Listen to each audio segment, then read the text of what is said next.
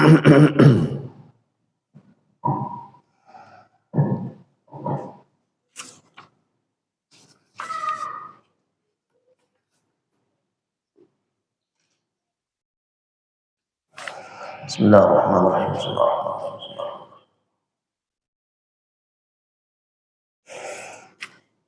Assalamualaikum warahmatullahi wabarakatuh. Alhamdulillahirabbil alamin hamdan katsiran thayyiban mubarakan fihi hamdan yuwafi ni'amahu wa yukafi'u mazidah.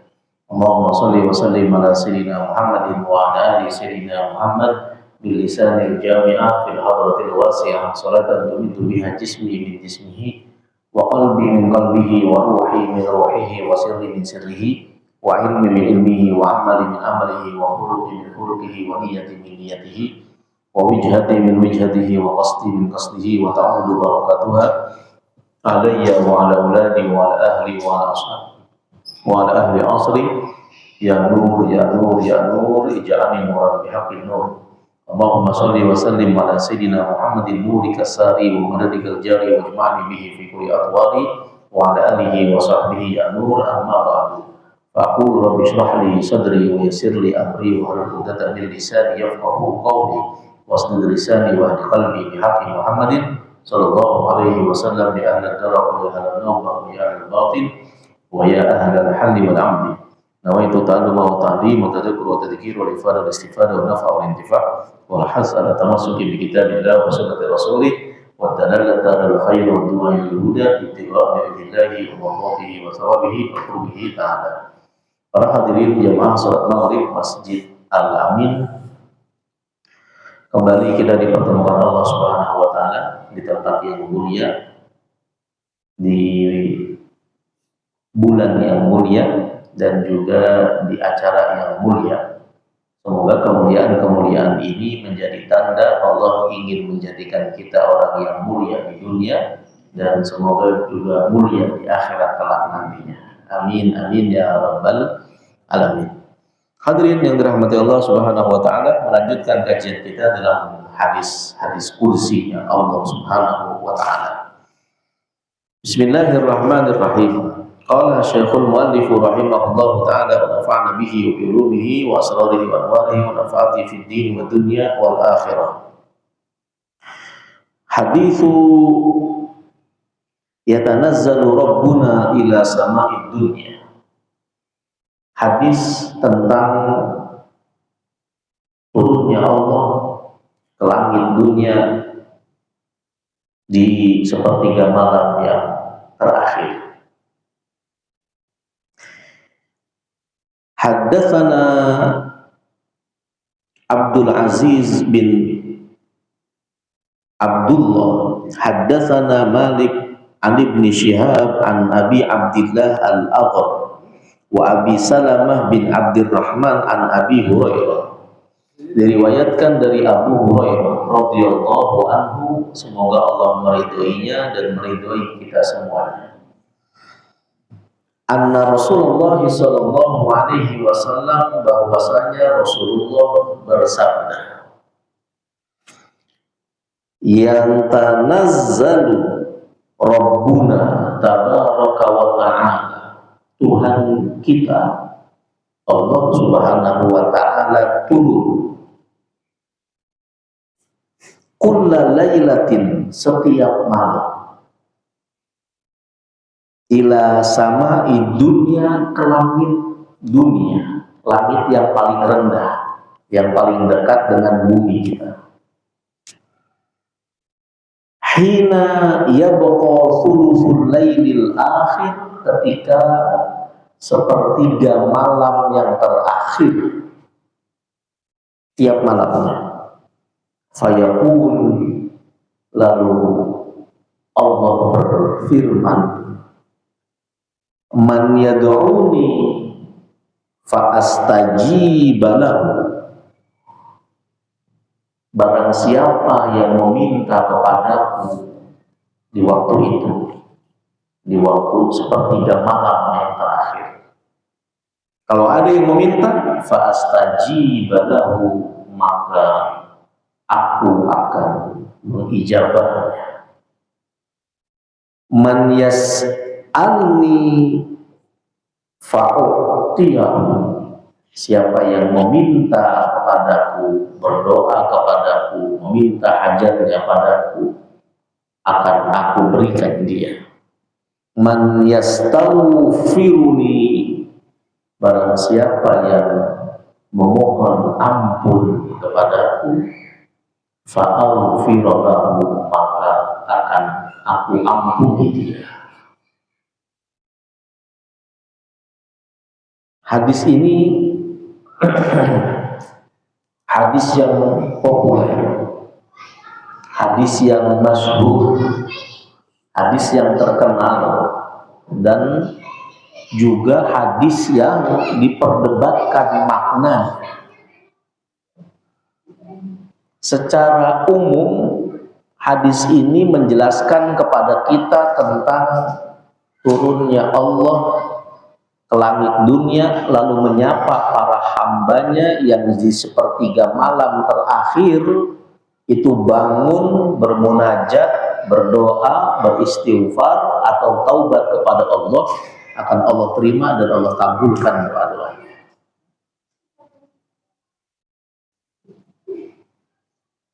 Hadis ini juga memberi faedah kepada kita tentang adanya waktu-waktu mustajab untuk memohon ampun, untuk memanjatkan doa dan melangitkan permintaan kepada Allah. Maka di hadis yang lain dikuatkan oleh Rasulullah ketika Nabi ditanya oleh sahabatnya, ya Rasulullah, ayyud du'ai asma', doa yang bagaimana yang lebih didengar oleh Allah dan sangat mungkin akan cepat diijabah oleh Allah? Kata Nabi, dua. Doa yang paling cepat didengar Allah, yang paling cepat dikabulkan oleh Allah, dua waktunya. Kapan itu ya Rasulullah? Dubura kulli sholatin. Yang pertama, waktu berdoanya setiap kali di penghujung atau setelah selesai sholat. Jadi kata Nabi, waktu doa yang pertama yang paling didengar oleh Allah adalah dubura kulli sholatin. Kata-kata dubur itu kan maknanya belakang nih. Dubur kita artinya bagian belakang dari diri kita. Ada kubul, ada dubur. Kubul jalan depan, dubur jalan belakang. Nah, memaknai dubura kulli sholatin, ini ulama beda pendapat. Apa maksudnya? Sebagian ulama mengatakan maksudnya dubura kulli sholatin itu adalah di belakang sholat. Kalau kata-kata di belakang sholat berarti setelah sholat. Maka janganlah kalian dulu habis sholat berjamaah, khususnya jangan dulu meninggalkan tempat sholat sebelum berdoa. Karena rugi orang yang sudah sholat tapi nggak mau minta sama Allah, padahal itu waktu yang mustajab. Pemahaman kedua, dubur itu memang di belakang, tapi dia masih nyambung. Sebagaimana dubur kita ada di belakang kita, tapi masih nyambung nggak sama diri kita? Nyambung apa misah? Hah? Kok cicing wae? Apa ada yang misah di sini? Masih nyambung. Berarti maksudnya doa yang paling didengar oleh Allah adalah doa di penghujung sholat, tapi sholatnya masih belum selesai. Dia di paling akhir di sholat, tapi belum selesai, masih di sholat. Bagian terakhir, rukun terakhir dari sholat apa? Salam.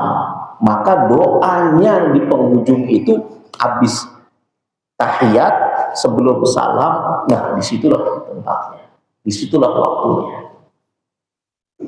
Jadi dua ulama, dua pendapat ini didukung oleh masing-masing kelompok ulama. Oleh sebab itu kemudian jalan tengahnya supaya nggak supaya kita ini tetap dapat dua-duanya, maka kita amalkan keduanya. Ya kita berdoa abis fil alamina innaka hamidum majid, terus kita doa. Karena kata Nabi juga, kalau kalian abis sholat, jangan lupa minta 4 perkara. Apa itu? Allahumma inni a'udzubika min adzabil qabri wa min adzabin nar wa min fitnatil mahya wal mamat wa min syarri fitnatil masihid dajjal. Doa di situ. Abis fil alamina innaka hamidum majid. Baru kemudian salam. Di samping itu kita juga dibiasakan oleh guru-guru kita, habis sholat zikir dulu, habis zikir terus ditutup dengan doa. Maka ada 2 kali kita berdoa. Yang pertama di akhir sholat, yang kedua setelah selesai sholat, habis berzikir. Maka dapat dua-duanya. Itu maksud dari dubur kulli sholatin. Kata Nabi, doa yang paling didengar oleh Allah, yang paling mudah dikabulkan oleh Allah, yang pertama dubur kulli sholatin, yang kedua fi jawfil lail, di malam hari yang gelap, khususnya di sepertiga yang terakhir. Sebagaimana hadis ini mengatakan bahwa ketika sepertiga malam yang terakhir, Allah turun ke langit dunia lalu menyapa para hambanya. Siapa yang minta akan aku beri permintaannya, siapa yang berdoa aku kabulkan doanya, siapa yang beristighfar memohon ampun, Allah ampuni, aku ampuni dosa-dosanya. Nah, secara makna itulah makna hadis qudsi ini. Tapi kemudian para ulama menyinggung juga tentang perdebatan makna Allah turun ke bumi. Kalau Allah turun ke bumi di sepertiga malam yang terakhir, sementara yang namanya bumi ini kan berputar, dijonggol sepertiga terakhir, tapi di sebelah mana berarti? Kalau di Indonesia ini sepertiga terakhirnya jam sekarang misalnya, maka yang ada di sebelah timur apa barat? Yang sebelah timur Indonesia udah kelewat dia. Sebelah barat berarti udah kelewat. Benar, begitu sepertiga yang di barat sebelah 3, berarti yang sebelah baratnya lagi udah kelewat lagi. Sementara kata Allah di hadis ini, setiap sepertiga malam terakhir Allah turun. Berarti Allah kan nggak naik-naik gitu. Karena habis sepertiga semalam yang di sini, ntar habis itu gantian yang negara setelahnya, gantian lagi. Berarti Allah nggak naik-naik. Kalau kita memaknainya seperti itu, maka kemudian kata para ulama teologi, ulama ilmu kalam dan ulama ilmu tauhid memaknai hadis yang begini ini akan berbahaya bagi keyakinan umat. Kalau dipahaminya kayak gitu tadi itu. Kalau Allah tiap malam turun, sementara bumi itu terus berputar, berarti Allah nggak naik-naik gitu. Maka kemudian dijelaskan oleh Syekh Nawawi ketika mensyarahi hadis ini, kata Syekh Nawawi, hadis-hadis yang semisal seperti ini itu adalah hadis yang disebut dengan ahadisus sifat, hadis-hadis yang menerangkan tentang karakteristik, sifat dan perbuatan Allah Subhanahu wa taala. Nah, untuk memahami hadis ini kita mengikuti para ulama. Ternyata ulama terbagi menjadi 2 kelompok untuk memahami hadis ini supaya tidak bertentangan dengan ayat yang menyatakan laisa kamislihi syai'un. Allah itu nggak sama dengan makhluknya. Kalau makhluk kita ini ada kalanya kita ini naik lewat tangga, ada kalanya kita juga turun. Nah, kalau di hadis ini dikatakan Allah itu turun, apakah turunnya Allah itu sama dengan turunnya kita?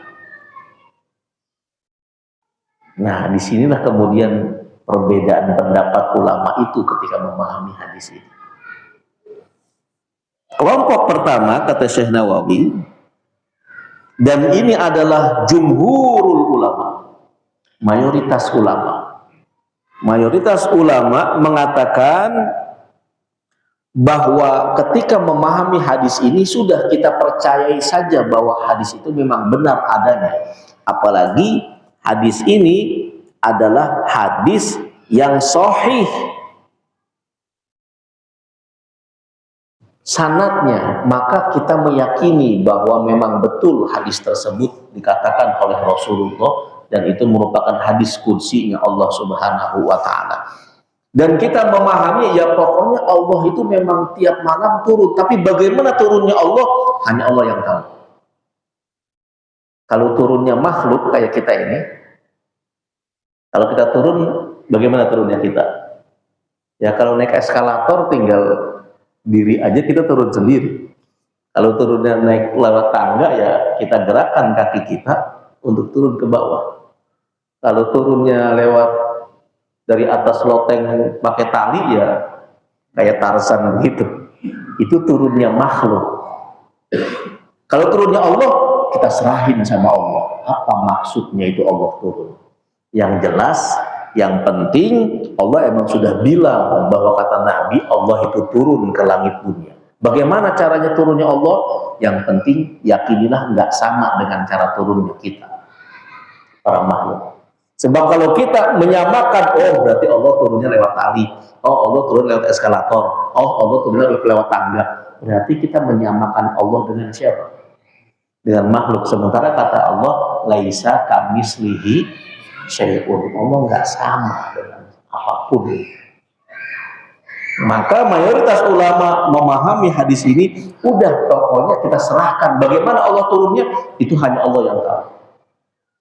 Yang jelas nggak sama dengan makhluknya. Pemahaman kita memang Allah turun, tapi bagaimana itu turunnya Allah hanya Allah yang tahu. Nggak perlu kita pikirin Allah turunnya pakai helikopter apa enggak, apa pakai kapal apa enggak, apa terbang apa bagaimana, nggak usah kita pikirin. Yang penting kita meyakini bahwa memang itulah yang dikatakan oleh Rasulullah tentang Allah di sepertiga malam yang terakhir. Kelompok yang kedua, pendapat kelompok ulama yang kedua adalah madhabu aksaril mutakallimin. Kelompok mayoritas dari kalangan mutakallimin, ahli teologi Islam, ahli ilmu kalam. Nah, mereka berpendapat bahwasanya hadis ini perlu ditakwil. Hadis ini perlu diluruskan maknanya supaya tidak terjadi penyimpangan pemahaman. Apa takwilnya? Takwilnya adalah bahwa yang turun itu bukan zatnya Allah. Pada sepertiga malam terakhir itu yang turun bukan zatnya Allah, melainkan rahmatuhu, rahmatnya Allah, ampunan Allah, pengabulan doa dari Allah untuk hamba-hambanya.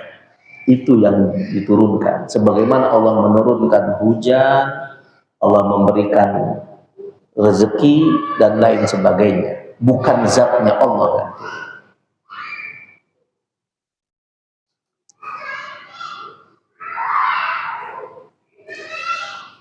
Takwil yang kedua dari kelompok ini, maksudnya Allah turun di sepertiga malam yang terakhir lalu memberi ampunan pada yang minta ampun, mengabulkan doa pada yang berdoa. Maksudnya adalah al-iqbal ala da'i bil ijabah wal lutfi, Maksudnya adalah Allah menyambut hamba-hambanya yang beristighfar di sepertiga malam yang terakhir. Allah menyambut mereka, menerima mereka, dan mengabulkan, mengampuni dosa-dosa mereka. Itu maksud takwilnya dari hadis yang baru saja kita baca tadi itu.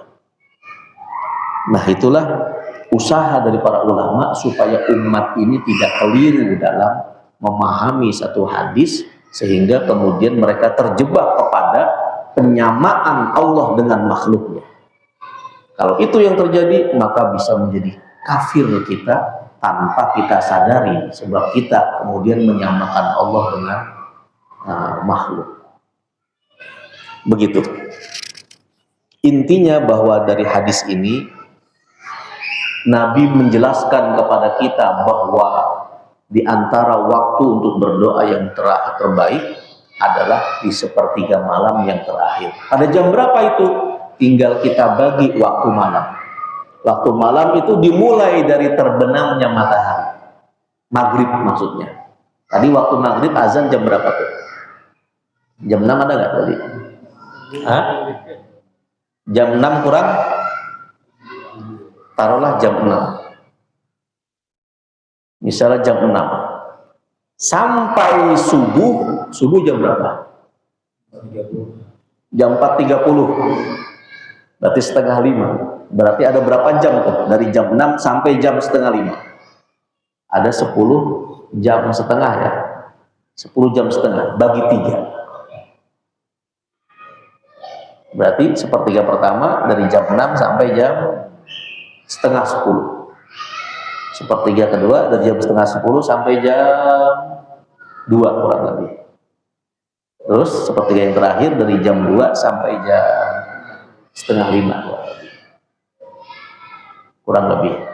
Nah, itulah sepertiga malam yang terakhir. Maka kemudian para ulama ini banyak yang membagi malamnya menjadi 3. Seperti Imam Syafi'i misalnya, itu membagi waktu malam menjadi 3. Bagian sepertiga yang pertama digunakan untuk istirahat. Habis sholat isya, istirahat tidur. Sepertiga malam yang kedua digunakan untuk mutola'ah. Sepertiga malam yang terakhir digunakan untuk ibadah. Nah, kalau kita bagi 3 juga ya. Mau dibagi berapa, Pak? Bagi 1 apa? Begadang semuanya. Atau bagi 3, sepertiga buat ngopi, sepertiga buat nonton Piala Dunia, sepertiga buat tidur.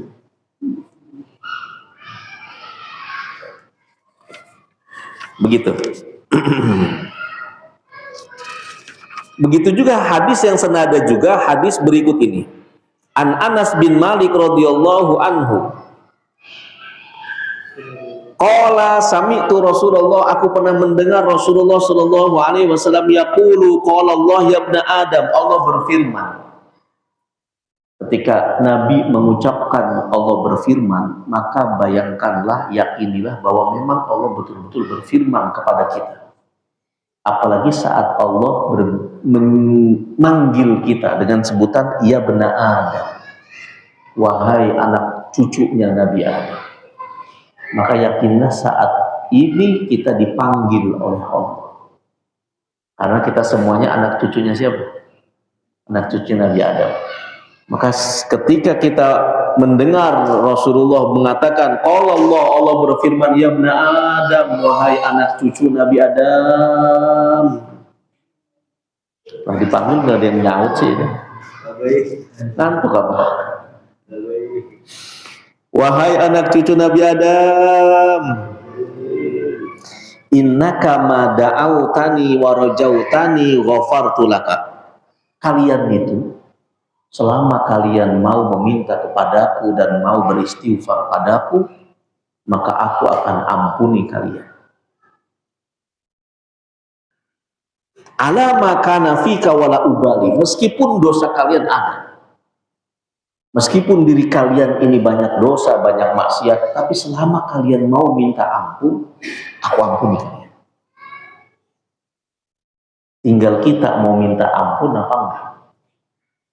Karena banyak orang ini nggak mau minta ampun, bahkan bangga dengan dosanya. Nih siapa dulu nih yang nyawer paling banyak? Nyawer bangga. Ada nggak orang begitu?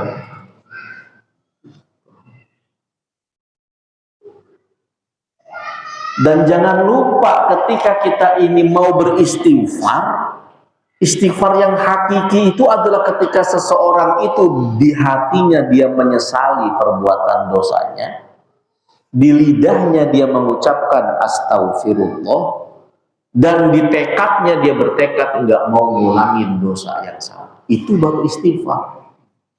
Jadi istighfar bukan cuma lidah doang. Astagfirullah, astagfirullah, astagfirullah, tapi sambil main HP.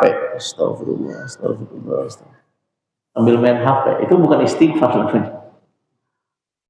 Itu namanya baca istighfar. Baca. Dia cuma baca doang dengan mulutnya, hatinya nggak menyesal, hatinya nggak bertekad buat tidak mengulangi lagi. Nah, istighfar yang model begitu itulah yang kemudian disebut oleh ulama istighfaruka yahtaju ilal istighfar. Mohon ampunmu itu masih butuh untuk diistighfari lagi. Karena kau hanya main-main saja dalam minta istighfarnya, dan itu dosa. Karena main-main dan itu dosa, artinya kau mempermainkan Allah, maka perlu diistighfari lagi dengan benar. Sebab istighfar yang benar itu tadi, pertama dia menyesalinya, kemudian lisannya dia mengucapkan mohon ampun, lalu dia bertekad untuk tidak mengulanginya. Nah, selama engkau mau begitu itu, aku akan ampuni kalian, berapapun dosa kalian, sebanyak apapun dosa kalian, wala ubali, dan aku nggak peduli sebanyak apa dosa kalian, selama kalian mau beristighfar dengan cara yang begitu tadi itu, akan aku ampuni.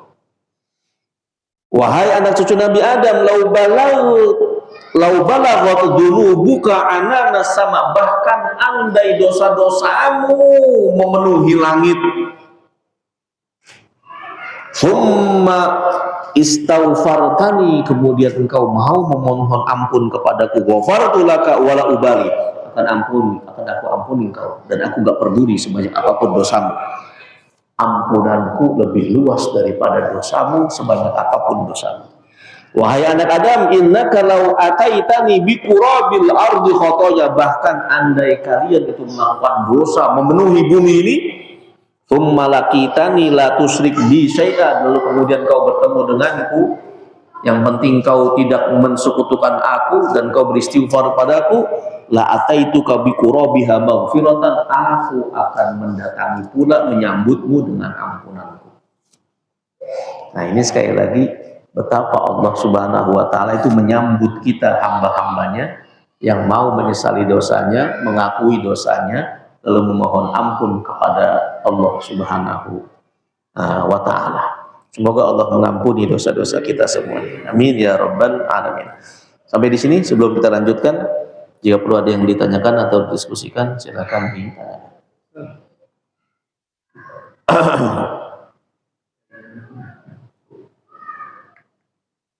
Kalau Ya, silakan. ya, pertanyaan saya, kalau di Eropa itu Ustaz, kan Isya itu kadang jam 11 malam. Bagi tiganya pendek banget ya. Itu dia. Kalau kita memahami yang tadi itu kan. Kalau hadis ini kita pahami secara geografis, jadinya akan begitu. Apalagi yang di daerah yang malamnya cuma setengah jam itu. Yang puasanya cuma dari maghrib sampai isya itu. Daerah mana namanya itu? Norwegia apa daerah? Pokoknya dekat-dekat Eskimo sana. Mataharinya nggak pernah masuk. Iya, jadi hanya 1 jam aja puasanya. Nah itu kan maka akan menjadi muncul banyak permasalahan, muncul banyak pertanyaan yang kemudian akan membuat rancu hadis ini. Maka kelompok kedua dari ulama kita menyatakan ini hadis perlu ditakwil supaya untuk menghilangkan kerancuan pemahaman itu. Apa takwilnya? Ya tadi itu, maksudnya Allah menyambut hamba-hambanya. menyambut hamba-hambanya. Takwil kedua, maksudnya yang turun bukan zat Allah, tapi rahmatnya, kasih sayangnya, dan maghfirah, ampunannya. Begitu. Ada lagi? Memang hadis-hadis yang sifat-sifat yang seperti ini itu selalu saja mengundang perdebatan. Apalagi di kaum awam, di medsos itu luar biasa ya. Bahkan sampai mengkafir-kafirkan, dan itu yang berbahaya. Yang mengikuti pendapat ini mengkafirkan pendapat yang ini. Yang mengikuti pendapat ini juga sama menyalahkan pendapat yang ini. Akhirnya saling kafir mengkafirkan. Kalau sudah begitu, kan kata Nabi, kalau ada orang beriman mengatakan ya kafir, hai orang kafir, maka vonis kafir itu akan kembali kepada dia. Jadi sama-sama kafir kan. Dan itu marak di medsos itu. Karena masing-masing kita harus memurnikan tauhid kita. Ya yang benar ya pemahaman saya, yang beda sama saya kafir. Akhirnya dia sama juga kan. Enggak, yang benar saya, yang beda sama saya berarti kafir. Akhirnya saling mengkafir. Karena nggak pernah keliling dunia tuh. Karena dia gimana begini. Kalau nggak keliling dunia, jadi tahu beda-beda. Iya. Soalnya kata dia nggak bisa dikelilingin dunia itu karena rata. Repot juga kan.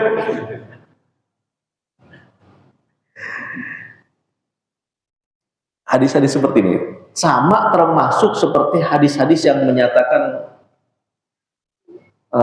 apa namanya itu hadis tentang bahwa Allah itu punya tangan. Yadullah fawqa aydihim, tangan Allah di atas tangan mereka. Nah ini kalau kita pahami secara letterlek berarti makhluk punya tangan, Allah juga punya tangan. Nah kan bahaya. Berarti Allah itu seperti kita dong, punya tangan. Bahkan ada lagi pemahaman tangannya Allah itu kanan semuanya. Akhirnya kemudian terbentuklah imajinasi di pikirannya, meskipun dia berdasarkan teks-teks hadis seperti itu, kemudian dia muncul imajinasi di pikirannya, terus mulailah setan merasukinya, terus kemudian dia coba gambarkan, oh Allah punya tangan, tangannya kanan semua, gambarkan. Oh Allah punya wajah, tapi nggak ada kepalanya, akhirnya gambar wajah doang tanpa kepala. Oh Allah itu apa namanya, tangannya mabsutotani, dua-duanya menengadah gini, membuka, tidak pelit gitu. Akhirnya kemudian berbentuklah menjadi satu jisim yang kemudian apa bedanya lalu Allah sama makhluknya, sementara Allah sudah menggarisbawahi laisa kamislihi syai'un, terus walam yakun lahu kufuwan ahad, nggak ada seorang pun, sesuatu pun yang sama dengan Allah. Maka kemudian ulama mencoba membentengi kita ya dengan dua cara tadi itu. Yang pertama, kita terima apa adanya. Oh Allah punya tangan, oh Allah turun, udah kita terima apa adanya. Bagaimana maksudnya itu kita serahkan pada Allah. Pendapat kedua, enggak, maksudnya Allah itu tangan Allah di atas tangan para manusia, maksudnya adalah kekuasaan Allah di atas kekuasaan manusia. Maksudnya Allah turun ke langit dunia, yang turun adalah rahmat Allah, ampunan Allah, kasih sayang Allah. Begitu. Ada lagi? Ya, silakan. Kalau di Quran itu kan banyak yang menggambarkan mengenai surga. Oh ya. Ya. Hari ada warna biru.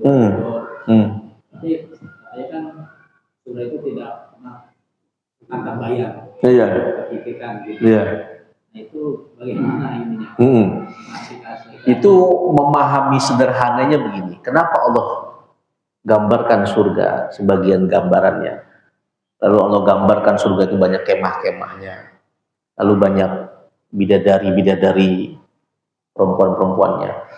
Itu digambarkan seperti itu karena gambaran visual seperti itulah yang mudah diterima oleh manusia, oleh kita ini. Allah ibaratnya Allah ngiming-ngimingin kita supaya kita mau beramal, mau beribadah. Nah, ngiming-ngiminginnya supaya gampang dikasih visual. Begini. Nah, visual yang paling indah menurut orang Arab, karena Quran itu turunnya di Arab, yang paling indah menurut orang Arab itu adalah ketika mereka melihat hijau-hijauan dan sungai-sungai yang mengalir. Karena di sana nggak ada. Kalau toh ada sangat jarang, sehingga dia sangat merindukan hal itu. Visual kedua, Allah gambarkan banyak kemah. Dan dalam kemah itu banyak bidadari. Orang Arab paling senang. Dia berkemah di padang pasir, dalamnya ada para penari-penari tari perut gitu. Supaya dijelaskan seperti itu. Agar sesuai dengan konteks di mana Al-Quran turun dengan bahasa Arab di negeri Arab. Supaya lebih memudahkan agar mereka kemudian tertarik hatinya untuk beramal, melaksanakan perintah Allah agar mendapatkan apa yang Allah janjikan itu. Ya kalau orang Indonesia sama sekali nggak begitu tertarik. Misalnya orang nanti di surga itu ada hijau-hijauan, kebun, bawahnya ada sungai, di puncak banyak itu. Ya, banyak. Makanya orang Indonesia, orang Arab nyebut Indonesia ini jannah. Jannah. Indonesia jannati dunya. Orang Mesir bilang begitu, orang Arab bilang begitu. Indonesia jannati dunya. Indonesia itu surganya dunia. Karena yang digambarkan di Quran itu ada di Indonesia. Tapi jangan kemudian kita, kalau gitu kita nggak usah, kita udah di surga, udah nggak usah apa-apa. Oh ya on lagi kalau gitu. Enggak. Nah, buat orang Indonesia tadi tuh mala ainun ra'at wala udhun sami'at. Pokoknya surga itu meskipun Allah gambarkan banyak sungai, tapi sungainya sangat berbeda dengan yang pernah kita lihat. Meskipun suatu digambarkan di surga itu banyak bidadari yang sangat cantik, saking putihnya sampai sangat glowing. Oh, beda dengan glowingnya istri kita di rumah. Kalau istri kita glowingnya kan cuma mukanya doang, lehernya mah tetap hitam. Karena kurang skincare. Nah kalau itu beda, nggak pernah lihat kita pokoknya. Begitu. Ya silakan. Kadang ada entah itu jamaah, entah santri. Saya pernah ada, mungkin saya tahu apakah terlalu belajar berlebihan mengenai Allah, stres, bahkan gila. Itu maksudnya konteksnya apa? Karena terlalu tadi mungkin berangan-angan, bayangkan kalau dia seperti itu jadinya. Santri. Ya. Jadi orang itu kita emang udah dibatasin sama Rasulullah. Kata Nabi, tafakkaru fi khalqillah. Kalian berfikirlah, bertafakurlah tentang ciptaan Allah. Wala tafakkaru fi dzatillah. Jangan sekali-kali kalian bertafakur tentang zatnya Allah. Nah, orang yang kemudian bisa stres itu bisa jadi dia berlebihan tuh dalam bertafakur, bukan lagi dia mikirin alam raya ini, yang dia pikirin malah zatnya Allah. Kebablasan. Dia langgar itu batas dari Nabi. Akhirnya dia stres tuh. Nah itu satu. Tapi bisa jadi juga kadang-kadang ada santri yang stres itu karena dia mengamalkan sesuatu yang belum dikasih izin sama gurunya. Kita punya teman dulu waktu pesantren itu, dia terobsesi untuk jadi santri idola. Yang kira-kira perempuan melihat dia langsung kelepek-kelepek gitu. Akhirnya dia ngamalin satu ilmu, yang ilmu itu nggak diguruin, nggak minta izin sama guru dan nggak mendapatkan izin dari guru. dia amalin sendiri aja. Apa yang terjadi? Dia menganggap setiap ketemu perempuan pasti perempuan itu mau sama saya. Kemudian maka setiap ketemu perempuan dia kejar tuh perempuan, karena dalam pandangan dia pasti mau, nggak akan nolak dengan saya. Karena saya udah dalam pandangan dia udah sangat ganteng dan nggak mungkin orang nolak saya. Ya akhirnya yang jadi korban kan para santri perempuan. Begitu santri perempuan pulang sekolah ada dia kocar kacir semua yang dikejar-kejar. Nah rupa-rupanya itu dia mengamalkan satu amalan tanpa guru. Begitu kurang lebih. Wallahu a'lam. Ada lagi? Selanjutnya, akhrajahu Ibnu Majah fi sunanihi. Al-Imam Ibnu Majah meriwayatkan dalam sunannya.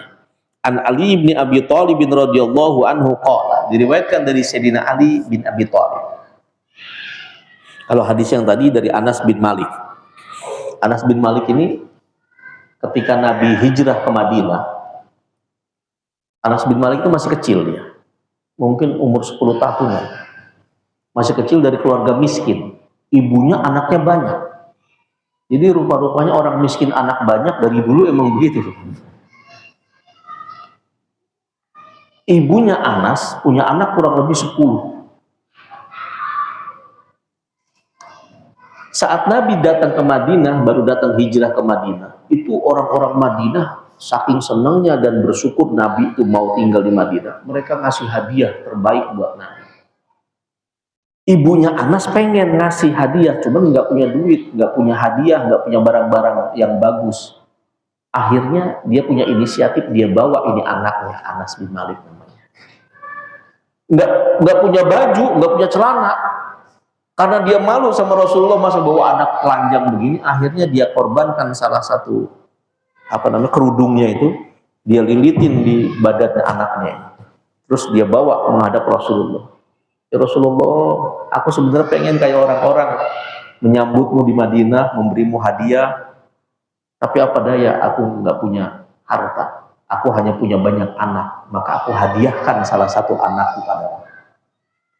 Nabi nggak mau mengecewakan orang yang sudah berniat baik, maka Nabi dengan senang hati menerimanya. Ya itu Rasulullah. Nggak mau mengecewakan orang yang telah yang telah memberi. Bahkan sebisa mungkin menunjukkan raut wajah kegembiraan dan sangat suka dengan hadiah itu. Meskipun kadang-kadang sifat seperti ini jadi ya bisa imbasnya ke kita juga gitu. Contohnya saya dulu, ini mah ngomong adanya. Saya pernah ada teman ngasih pisang.